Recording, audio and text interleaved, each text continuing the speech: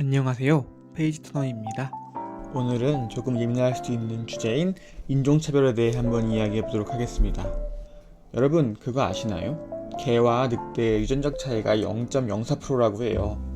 사실상 같은 동물인 거죠. 그런데 웃긴 거는 인종 간 유전적 차이가 0.1%에서 0.2% 정도 난다고 합니다. 생각해보세요. 치아와와 늑대의 차이가 백인과 흑인 혹은 황인과 흑인, 아시아인과 백인의 차이보다 적은 거예요. 저도 한국에서 외국인들을 종종 만날 때는 몰랐는데 인종 간의 차이가 정말 엄청나구나 라는 거를 뼈로 느끼고 있습니다. 생긴 것부터 시작해서 골격이라든가 외형 이런 게 정말 달라요. 제가 본 뇌과학 책에 따르면은 인간이 어떤 판단을 하는 데 있어서 시각 정보가 80%를 차지한다고 합니다. 그만큼 우리는 보이는 것에 민감한 동물이라고도 할 수 있는데요. 그렇기 때문에 우리 눈에 직접 다가오는 피부색이나 외형이 다른 거는 정말 이질감을 느끼게 합니다. 제가 한국에서만 살다가 외국에 나온 지 얼마 안 돼서 그런 걸 수도 있는데 정말 다르다라는 걸 많이 느끼고 있어요. 실제로 제가 이민 1.5세 분들 이야기를 들어봤는데 그분들도 어릴 때 보면은 아이들끼리 같이 논대요. 근데 이게 어느 정도 애들이 나이를 먹고 중고등학교 되면은 같은 인종, 같은 국가 사람끼리 몰려다닌다고 하더라고요. 이러다 보니까 당연히 인종차별은 있습니다.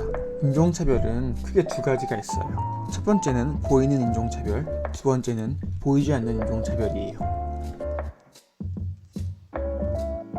보이는 인종차별은 우리가 흔히 하는 그런 인종차별인 거죠.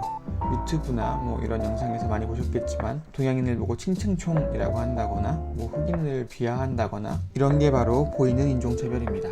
근데 사실 이런 인종차별은 별 문제가 되지 않습니다. 물론 이게 집단을 이뤄서 폭력의 형태로 나타나게 된다면 분명히 문제가 될 수 있겠지만 토론토는 백인보다 아시아인이 훨씬 많습니다. 제가 느끼기에 체감상 한 80% 정도가 인도인, 중국인, 아시아인 이런 것 같아요. 필리핀 사람, 한국 사람, 일본 사람. 그리고 이런 보이는 인종차별을 하는 사람들은 보통 못 배운 사람들이 대부분이거든요. 이런 사람들을 만나면 그냥 무시하면 됩니다. 우리가 개가 짖는다고 개한테 분노하진 않잖아요. 그냥 그런 식으로 넘어가면 되는데 진짜 문제는 보이지 않는 인종차별이에요.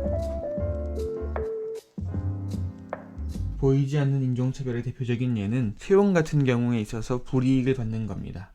물론 큰 회사라든가 캐나다 정책이 인종차별에 민감하고 인종차별을 하지 말라고는 되어 있어요. 그런데 제가 느낀 거는 그래도 어느 정도 인종차별이 분명히 있는 것 같다 였습니다. 제가 보이지 않는 인종차별을 당한 경험을 한번 이야기해 보도록 하겠습니다. 이거는 뇌피셜이긴 해요. 보이지 않는 인종차별이다 보니까 이걸 당했다라고 할 만한 정확한 증거는 없는데 그럼에도 한번 이야기해 보도록 하겠습니다. 캐나다 같은 경우는 채용 과정에 있어서 레주메를 그러니까 이력서를 in person 직접 가서 주는 경우가 많아요. 그리고 그 자리에서 면접을 진행하고 채용이 되는 경우가 많죠. 물론 회사들에서 일할 경우 이런 경우는 많이 없지만 일반적으로 워홀러들이 일하는 식당이나 바리스타 같은 경우는 이런 식으로 채용이 진행되는 경우가 대다수인데요.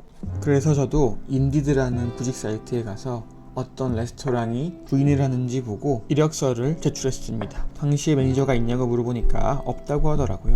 그래서 알겠다고 하고 제 친구에게도 어떤 레스토랑이 구직을 하는지 알려줬습니다. 그 친구는 백인이었어요. 터키에서 온 친구였는데 영어가 능숙하진 않은 친구였어요. 근데 그 친구한테 연락이 왔는데 자기는 면접을 봤다는 거예요. 그래서 매니저 있었냐고 물어보니까 이렇게 생긴 사람이 매니저였다는 건데 그 사람이 제 이력서를 받아간 사람이었거든요. 그래서 혹시 몰라서 다시 한번 전화를 해봤더니 자기들은 지금 부인을 하지 않는다는 거예요. 이때는 긴가민가 했습니다. 그런데 그 이후에 레스토랑을 다니면서 제가 이력서를 주고 오는데 스테이크하우스 같은 고급 레스토랑에는 백인밖에 없더라고요, 서버가. 그러다가 가끔 흑인들도 있고 아시아인을 찾아보기 힘들었습니다. 정말 아시아인은 못 본 것 같아요. 근데 재밌는 건 이런 인종차별이 일방적이지 않다는 거예요. 아시아인 레스토랑에 가면은 서버가 아시아인밖에 없습니다. 스텝이 다 아시아인이에요. 인도인 레스토랑에 가면은 다 인도인이라고 있어요. 서로 인종차별을 하는 거죠. 이런 보이지 않는 인종차별은 워홀러에게는 사실 큰 의미가 없을 수도 있어요. 왜냐하면 저희는 2년 정도 살다가 갈 사람들이니까요. 그런데 이 인종차별이 진짜 문제가 되는 분들은 이민을 생각하시는 분들입니다.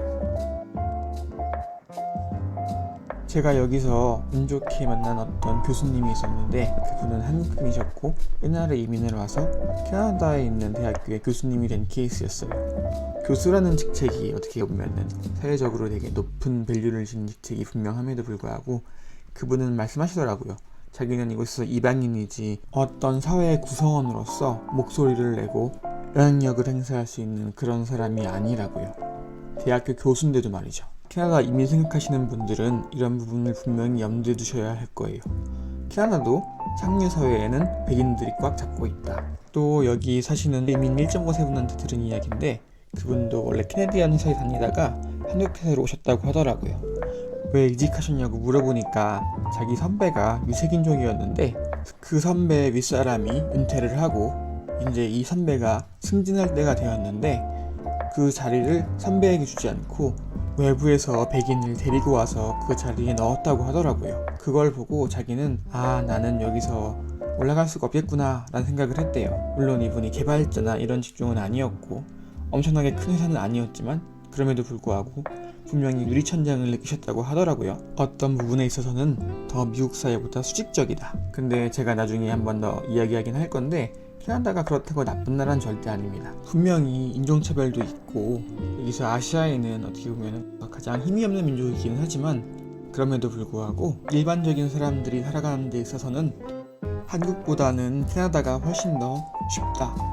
지금까지 인종차별 이야기 해놓고 무슨 유리천장도 얘기해 넣었으면서 이게 무슨 말도 안 되는 소리야 라고 생각하실 수도 있는데 제가 한번 다음번에 자세하게 다뤄볼게요.